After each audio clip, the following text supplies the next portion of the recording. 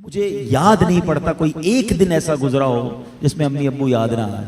जिसके पास हैं फिर क्यों नहीं उनकी खिदमत करते। ये चले जाएंगे तो फिर मिलने के लिए कब्रिस्तान जाना पड़ेगा, फिर कब्र पर जाकर उनसे बातें करनी पड़ेंगी, लेकिन जवाब नहीं आएगा। तुम्हारे पास एक रहमत का साहिबान है। अब तो साइंस भी ये कहती है 5-6 साल का बच्चा और 60 साल का बूढ़ा ये बराबर होता है।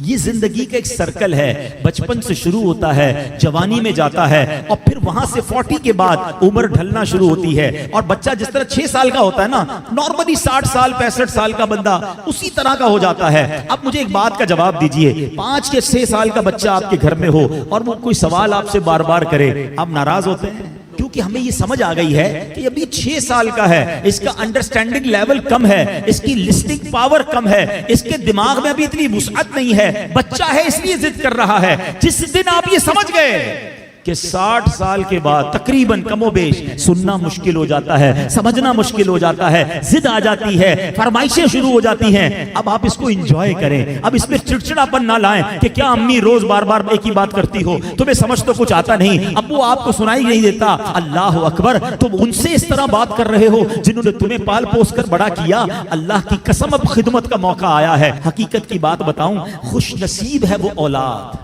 जिसको माँ बाप बुढ़ापे में मिले। अरे कई ऐसे हैं जो माँ बाप को बुढ़ापे से पहले ही खो बैठे हैं, और खुश नसीब है वो औलाद जिसको माँ बाप ने खिदमत का मौका दिया। हाँ, कई माँ बाप तो ऐसे हैं जो बच्चों की खिदमत करते करते ही खुद दुनिया से चले। अगर तुम्हें आज खिदमत का मौका मिला है ना, याद करो मैं भी तो बिस्तर गंदा करता था, मैं भी तो रातें उनकी तंग करता था। अगर मेरे माँ बाप बचपन में ये फैसला कर लेते कि मैं इस बच्चे को कैसे संभालूं, तो मैं तो बेलिबास रह जाता।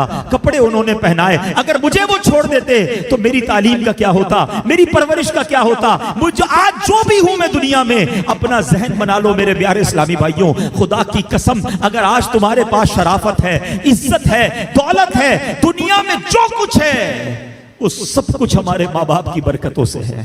हम कुछ भी ना होते अगर माँ बाप हमारा हाथ ना पकड़ते हैं। और आज बूढ़े माँ बाप बोझ लगते हैं, आज उनकी बीमारी बुरी लगती है। आज माँ बाप को बच्चा कह रहा है मैं रात को दवाई नहीं दिलाता, सुबह ले जाऊंगा। इसी बच्चे को आधी रात को इसका दोस्त फोन करे, यार मेरी मोटरसाइकिल खराब हो गई है, परेशान हो गया हूं। अरे तेरे लिए जान हाजिर, अभी आता हूं। दोस्त के लिए टाइम है तुम्हारे पास, माँ बाप के लिए टाइम नहीं है। वल्लाह मैं सही बताऊं, उन बच्चों के पैसों का नसीब जागा है कि जिन बच्चों के पैसे माँ बाप पर खर्च हो जाएं। हैं, लोग बच्चे ये भी कह रहे होते माँ बाप को कि ये मेरे हैं, मैं आपको क्यों दूं, मैंने कमाए, तुफ है। ये कोई बातें करने वाली बाप से, जिस बाप ने अपने पेट काट काट कर हमें खिलाया, अपनी ख्वाहिशें मार मार कर। हो सकता है कभी बचपन में किसी खिलौने की दुकान से हम गुजरे हों और हमने कहा अब्बू ये खिलौना लेना है, बाप के जेब में पैसे थोड़े हों, बाप ने अपने लिए कुछ खरीदने का सोचा हो, मगर सोचा होगा कोई बात नहीं, जूते नहीं लेता, कोई बात नहीं, आज ये वाला खाना नहीं खाता, बच्चा रो रहा है उसको खिलौना दिला दूं। उन्होंने हमारी ख्वाहिशें पूरी की और आज बच्चा ये कह रहा है कि ये पैसे मेरे।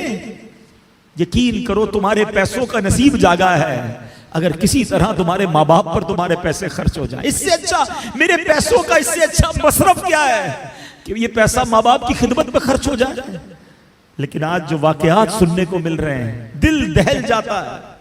हमने उलमा की किताबों में पढ़ा है कि बेटा वालिद के साथ ऐसा बिहेव करे, इस तरह जिंदगी गुजारे जैसा आका के सामने गुलाम होता है।